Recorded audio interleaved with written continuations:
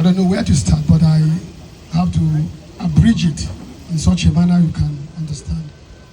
Incidentally, I was Musa Kapal's former vice chairman when he was the chairman of the cathedral. And for those who do not know, the cathedral do not belong to immigration alone.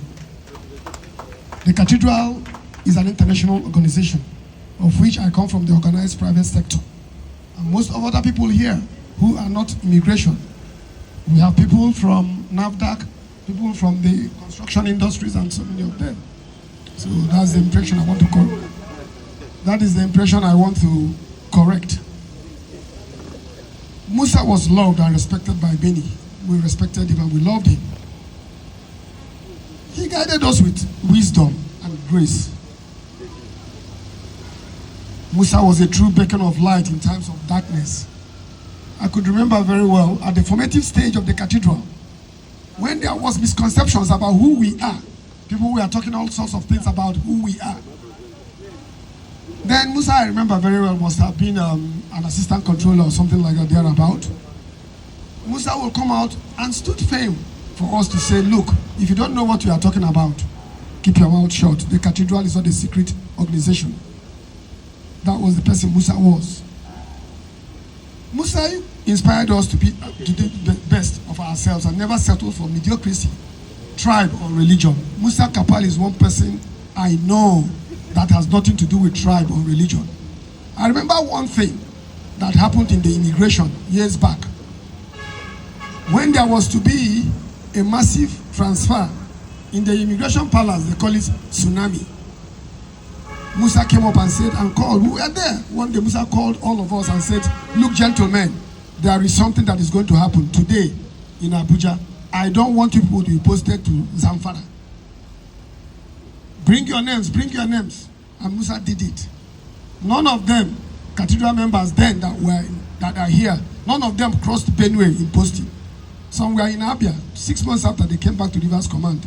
That was what Musa Kapal was. Musa never talked about, I am Igbo, I am Hausa. No, not at all. He was such a detribalized man. Musa, your vision and passion shaped us for greatness. Yes, his vision about the cathedral is where we are today. The cathedral, like I can tell anybody, is the melting point of Nigeria.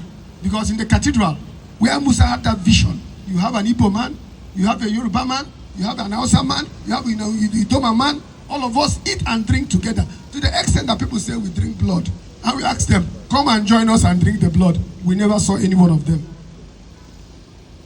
Musa, your dedication and reliance motivated us to preserve. He was such a motivation. You remained steadfast and unwavering. Musa's steadfastness and belief in the cathedral was something else. I remember when they were trying to pursue us from this place.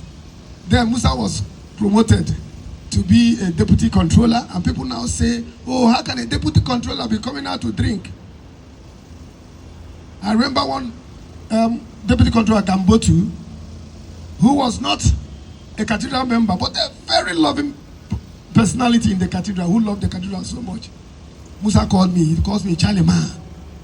Charlie man. I know go they come out to, but it go hard. We went and met because there was a lot of petitions flying about, things that wasn't necessary. That what we do in this place was this and that and that. The responsibility fell on me to go and meet the director of works here in this cathedral. I never knew her, a lady from Akwa Ibom State, but of Igbo extraction.